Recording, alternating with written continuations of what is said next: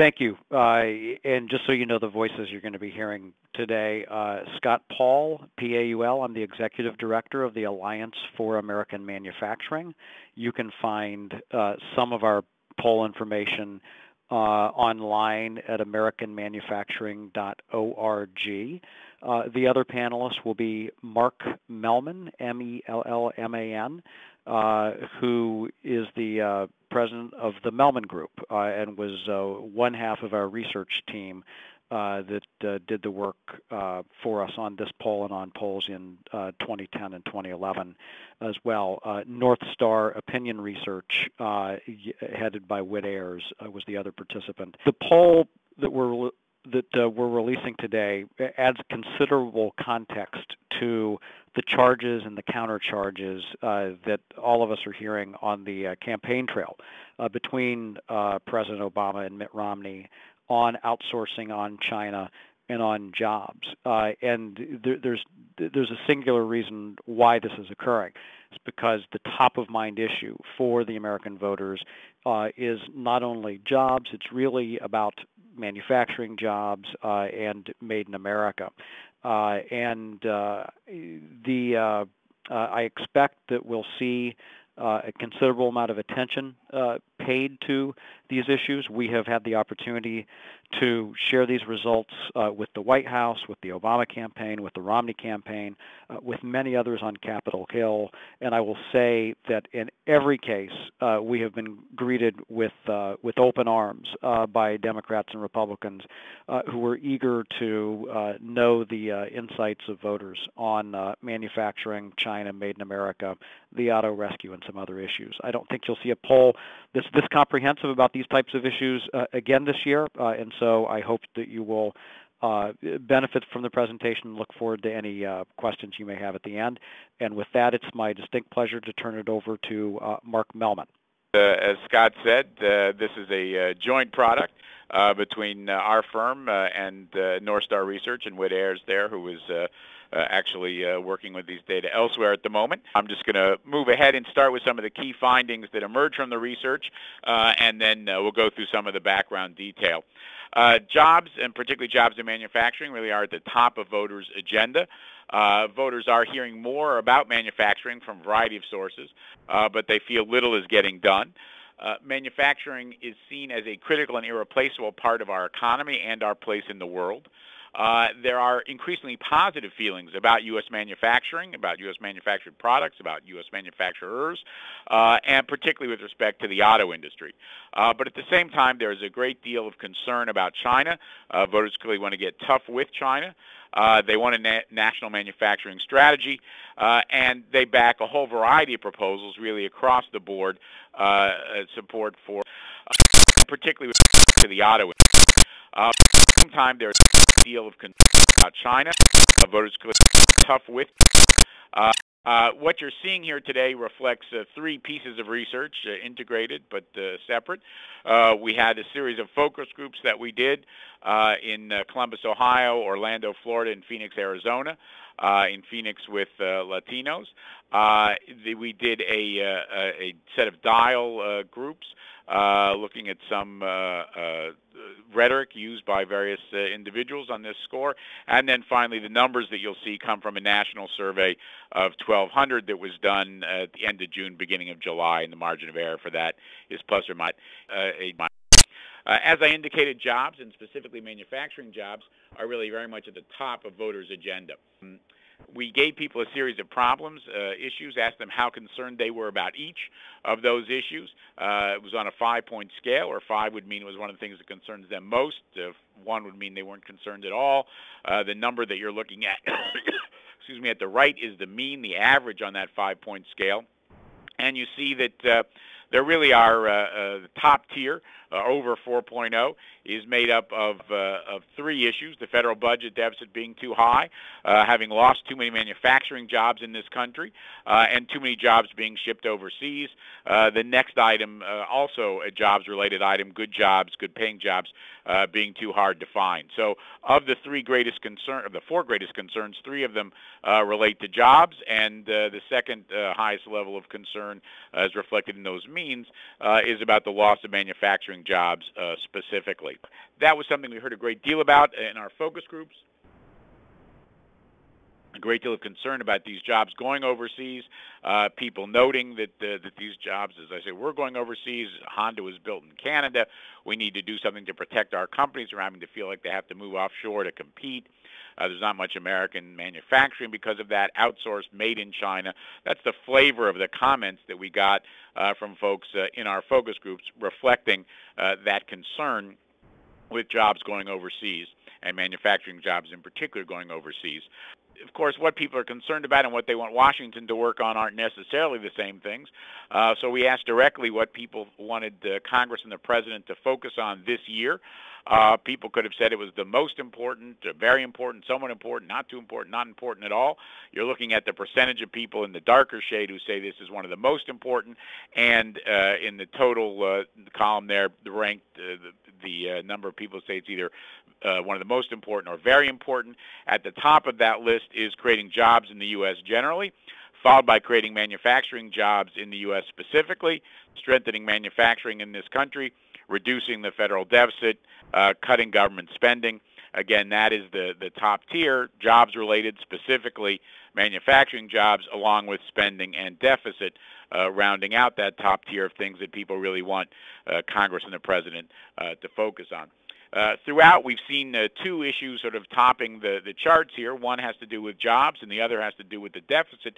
So we traded those off quite directly for people again this year, asked them which they'd rather have the President and Congress focus on, reducing the federal budget deficit or creating manufacturing jobs. By 60 to 36, voters said that they would prefer a focus on job creation over deficit reduction. Not that they necessarily see those things in conflict, but again, asking them which is their higher priority for Congress and the President, and job creation clearly is the higher priority for Democrats in an overwhelming way, for independents very strongly, and Republicans do prioritize the deficit over jobs, but pretty narrowly, just a 5-point margin among Republicans for a deficit over job creation. For independents and Democrats, a large margin for job creation over deficit reduction. And indeed, that priority on job creation over deficit reduction extends through all of the other demographic and geographic subgroups that we looked at. So they're looking at union households or non-union households, north, south, east, or west, whites, blacks, Hispanics, all these subgroups really put the priority on job creation over deficit reduction. Well, if people are concerned or prioritize prioritize job creation, what is it that they think are standing in the way of creating these manufacturing jobs in America? 44% identify some aspect of U.S. policy. The largest single number identify our trade policies encouraging outsourcing as the single biggest obstacle to creating manufacturing jobs. Another 15% suggests that the main obstacle is the lack of a plan to compete against the likes of Germany and China. So again, altogether, 44% identifying some aspect of government policy as the primary obstacle to creating manufacturing jobs. Others identifying other kinds of issues, the cost of manufacturing, the fact that it's more automated, shortage of skilled workers. But again, all told, the largest number identifying some aspect of U.S. policy. Voters are hearing more about manufacturing, but they're not necessarily seeing improvement in that arena. Actually, we have the President's favorable, unfavorable ratings here, which have been fairly similar over the course of the 3 surveys we've done. Mitt Romney, net unfavorable at this point in these data. But when we asked people what they had been hearing about manufacturing, no one mentioned the State of the Union specifically, but some people referred to other statements they'd heard President Obama make. Some people mentioned Diane Sawyer's series about Made in America and various speeches that the President had given at various locations. So we asked people in broad terms how much they had heard from each of these actors about about manufacturing in the U.S. Again, they could have said they heard a great deal, some, not too much, not at all. The overall percentages, the percentage of people who say that they have heard at least something from these folks about manufacturing, the dark number is the people who say they've heard a great deal. So 2/3 have heard at least something from the president about manufacturing, but only 29% have heard a great deal. 53%, many fewer, have heard something from Mitt Romney. 18% have heard a great deal. Half, almost the same number, have heard about the Chrysler commercial in the Super Bowl. Democrats in Congress, and down the list from there in terms of what people have heard. The amount that people have heard about manufacturing from those various folks. We then asked people as well, not just what they'd heard, but how much each of these entities was doing to help create manufacturing jobs on the one hand and to enforce fair trade with our trading partners. And with President Obama, it's net positive. That is, 56% say he's doing at least something to create manufacturing jobs. But again, only 56% say he's doing at least something to create manufacturing jobs. 41% say he's not doing too much or nothing at all. Democrats in Congress and do a little bit worse, or do worse than that. Net negative, that is, more people think they're doing nothing than something, and Republicans in Congress do even worse than that, with many more people thinking they're doing nothing rather than something. Voters do see manufacturing as a critical and irreplaceable part of our economy and our place in the world. We heard that loud and clear from our focus group participants. If you pull manufacturing out and get rid of it, it hurts everything else. Every person who's got a job and makes something, they go buy things to make it. We continue to have a strong hand for manufacturing, but if we don't manufacture things here, there's no work. We have to purchase from other countries. Manufacturing has been a vehicle for the middle class since World War II. It's important for the whole area, for small towns, to have those manufacturing jobs. Again, a lot of different reasons people express for the importance of manufacturing, but a very central notion in those focus groups that manufacturing was central to America's economic strength. And that emerges from the quantitative data as well. Voters were asked how important each of these industries was to the overall strength of the American economy. They could have ranked it the most important or the second most important. Altogether, the largest number ranked manufacturing as most important, 30%. 52% said manufacturing is one of the two most important, followed by knowledge and high-tech industries, followed by healthcare, and unfortunately you'll see media way down at the bottom in terms of what is important to the overall strength of America's economy, perhaps important to the strength of other aspects of America, but in terms of the strength of our economy, manufacturing really tops the list here. We also gave people some arguments about the role of manufacturing, and let me start with the argument that we hear from some others that says that manufacturing, the strength of the American economy is innovation and competition. If manufacturing leaves, we'll move into new areas like high-tech or services, which will take its place in the future. That is an argument you hear from some quarters, but it is an argument that only 29% of the electorate identifies itself with. By contrast, 2/3 say that manufacturing is a critical part of the American economy. We need a manufacturing base here if this country and our children are to thrive in the future. And you will note that even in this highly polarized political environment, this is a sentiment that is shared almost evenly across parties. 67% of Democrats, 65% of independents, 66% of Republicans all agree that manufacturing is a central part of the American economy, that without which we're not going to end up being successful.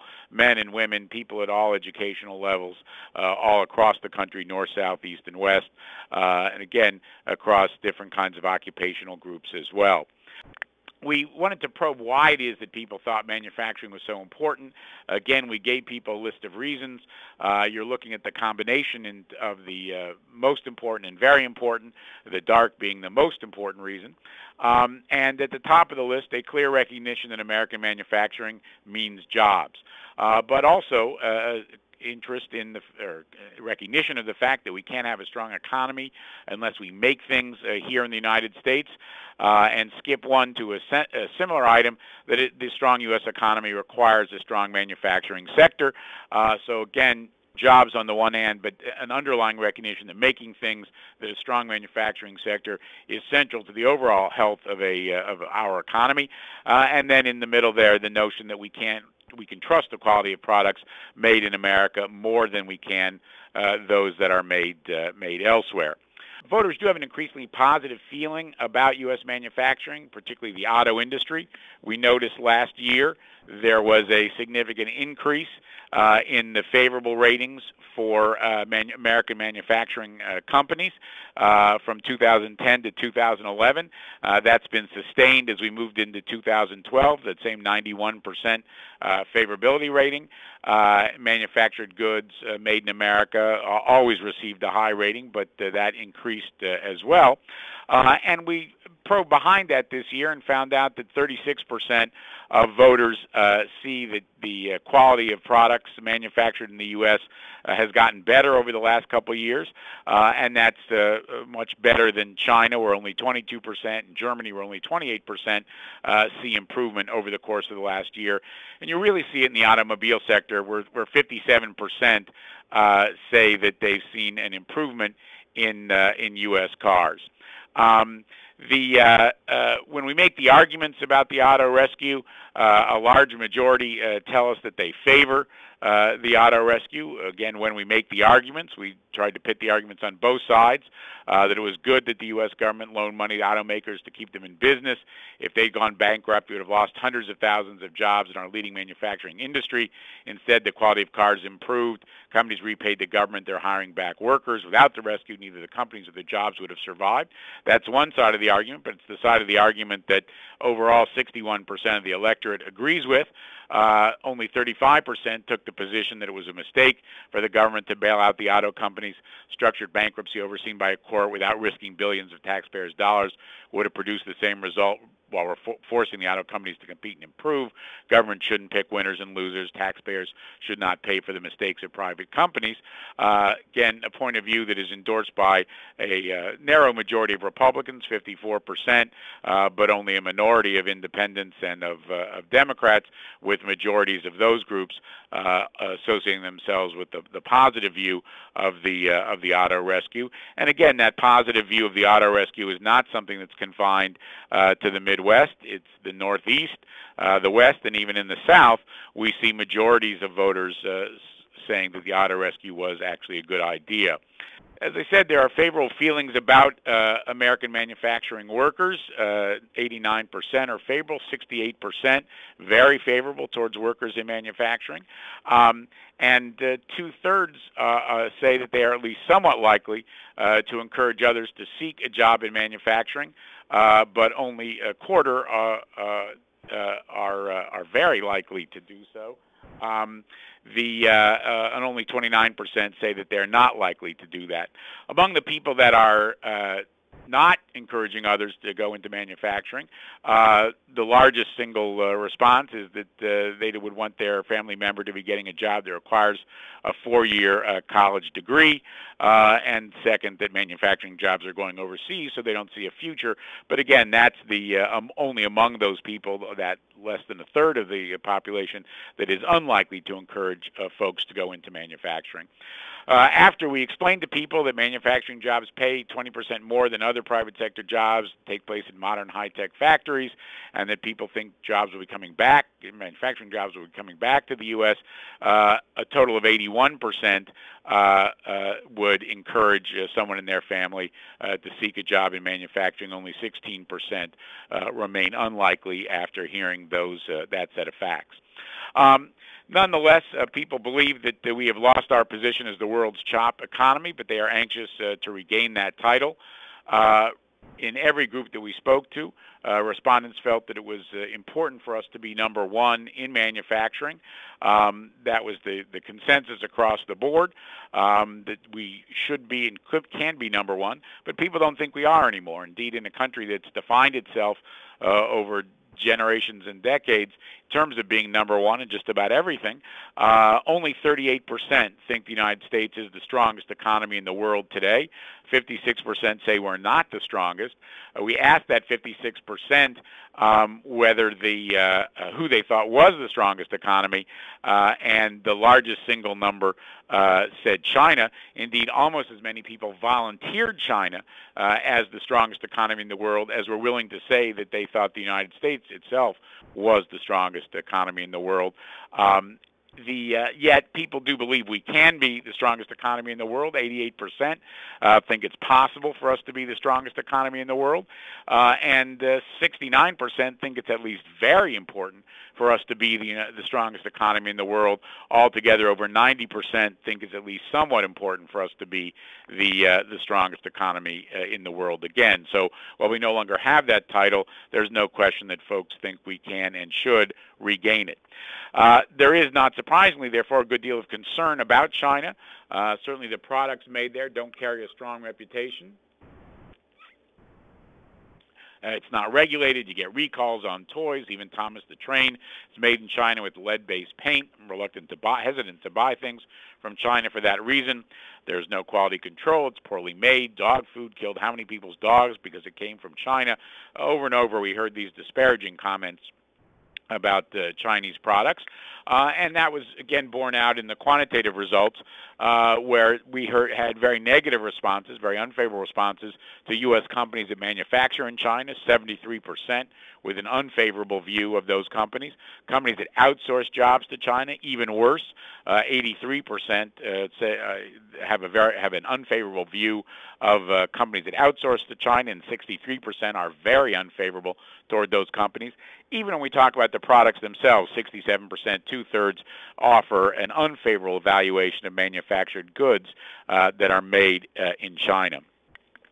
Now, folks are not wholly familiar, universally familiar with things like currency manipulation.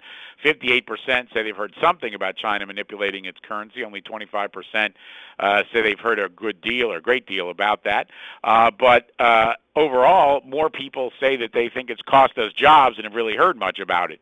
And so 64% say that of the total sample thinks that China's currency manipulation has cost American jobs. 44% believe that it's cost us a large number of jobs. And among the people who have heard something about China's currency manipulation, those results are even stronger, with 79% saying that it's cost us jobs.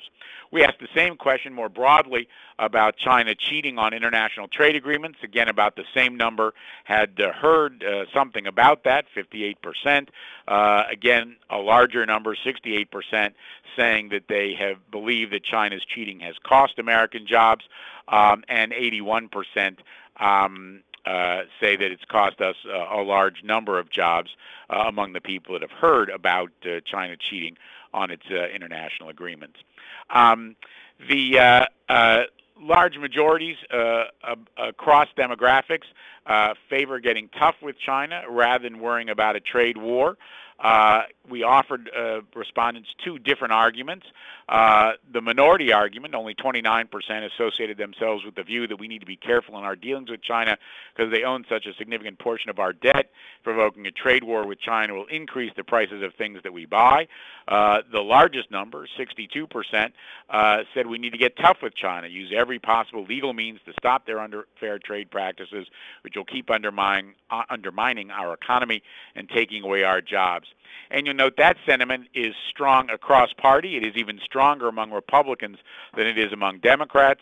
58% of independents, 60% of Democrats, 68% of Republicans, all endorsing that get tough position. And again, across the demographics, across the geographic divisions in the country, we see strong support for a notion of getting tough with China and not particularly worrying about the trade war argument on the other side. The country does want a manufacturing strategy, a national manufacturing strategy. We've asked people on several occasions what action, what role we should take with manufacturing.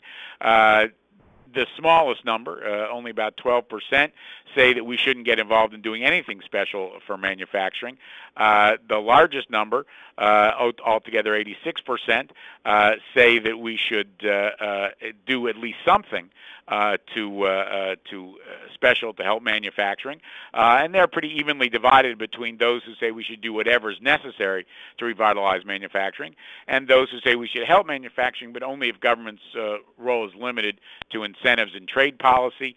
Again, I'm not a policy expert, but those who are will, I think, tell us that most of what can be done would fit into those two baskets of incentives and trade policy.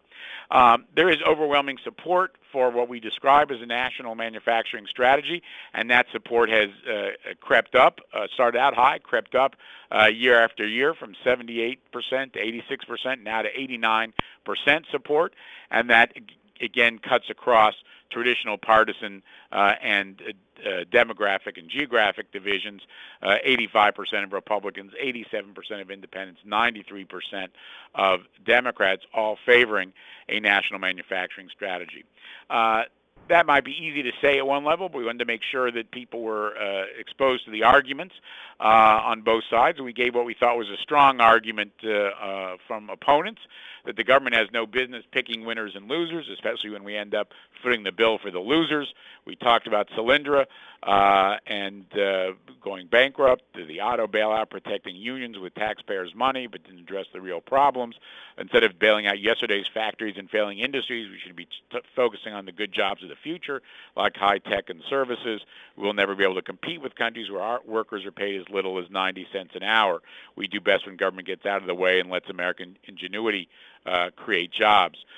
We offered two different arguments from supporters, and the did about equally well. One focused on the fact that manufacturing jobs were better than flipping burgers or doing data entry. Unless we start making things in America, our economy will never be strong. Talked about the fact that manufacturing jobs pay better, have better benefits, account for 90% of the new patents issued. That's how manufacturing creates jobs, and goes through discussing how that works in individual communities. Another argument talked about the fact that on a level playing field, Americans can take on anyone, but the deck is stacked against us. Talked about Chinese trade barriers, etc. Either one of those, as I say, do about equally well when it's juxtaposed with the arguments of opponents, with about 31% agreeing with the opponent's argument, about 60% agreeing with the supporters' arguments. Buy American policies are highly regarded, with half the voters expressing a very favorable opinion of Buy American policies. And again, that cuts across the board, obviously, when you're dealing with numbers that are that strong. Yet only 56% have heard something about Buy American policies, but when we explained them, the support is quite strong. Buy American policies require that taxpayer funds are spent on products made in America whenever possible. 87% support that policy. We asked also the other half of the sample about whether they would favor or oppose their state adopting a Buy American policy, and again, by 86 to 10, almost identical numbers. People support those Buy American policies at the state level. We looked at the specific example, again, with arguments on both sides. This had to do with the San Francisco Bay Bridge. And the argument on the negative side was that with state and local governments facing huge deficits, taxes too high, education and public safety already being cut, large infrastructure projects like the Bay Bridge in San Francisco should be built by the lowest bidder, regardless of where the low bidder is getting their products from, so we can make most efficient use of our tax dollars. We juxtaposed that with an argument saying that large infrastructure projects paid for with taxpayers' money should be built in America by American workers using American steel and other products, so we know it's structurally sound and we can create American jobs instead of jobs in foreign countries. Again, when we pit those arguments one against the other, over 80% favor the Buy American approach. Only 12 to 14% say that we should go to the lowest bidder, even if that bidder is overseas. We looked at a variety of other specific policy proposals, and which receive overwhelming support, including stopping policies that encourage outsourcing, tougher trade enforcement, retraining, Buy American, and incentives for investments in the U.S. Before we get to those policies, though, note we asked people how effective a variety of measures would be in improving our economy and creating jobs. People could have said it was one of the most effective, very effective, somewhat effective, not too effective, not effective at all. You'll notice at the top of the list is the stopping government support to firms that move jobs overseas, followed by cutting government spending, followed closely by doing more to support American manufacturing generally, cracking down on foreign countries that violate trade agreements, and these Buy American policies. Those are the things that people judge most likely to be most effective in creating jobs and improving the economy. You'll notice that cutting taxes on business is actually at the bottom of this list in terms of what people consider most effective in creating jobs and improving the economy. So I said we asked how the extent to which people favored or opposed a variety of specific policies. You're looking at the set of policies here where 85% and more expressed support. Promoting American exports and cracking down on unfair subsidized imports, enforcing international trade agreements, increasing state and federal investment in retraining and education programs, enacting strong Buy American provisions for federal and state governments, tax incentives to companies that invest in new equipment and plants, offering a tax break to companies that for every job they bring from the U.S., from overseas back to the U.S. Again, 85% and more supporting all of those policies. And a second tier of policies that is only second tier because the first tier is so strong, but we're getting more than three-quarters supporting all of these policies, like making the R&D tax credit permanent, requiring the credit only be given to R&D for products that are made in America, a national infrastructure program, penalizing nations such as China that manipulate their currency and cheat on trade agreements, giving American manufacturers a bigger tax cut, and high-tech manufacturers double the tax deduction for making their products here, imposing tariffs on products from China until they stop unfair trade practices, 80% support, and matching the incentives other countries offer when they're trying to lure American companies to locate abroad, 78% support for that proposal. And I'm not going to bother to go through all this data except to show you that these policies are widely supported across party, whether we're looking at Democrats, Republicans, Independents.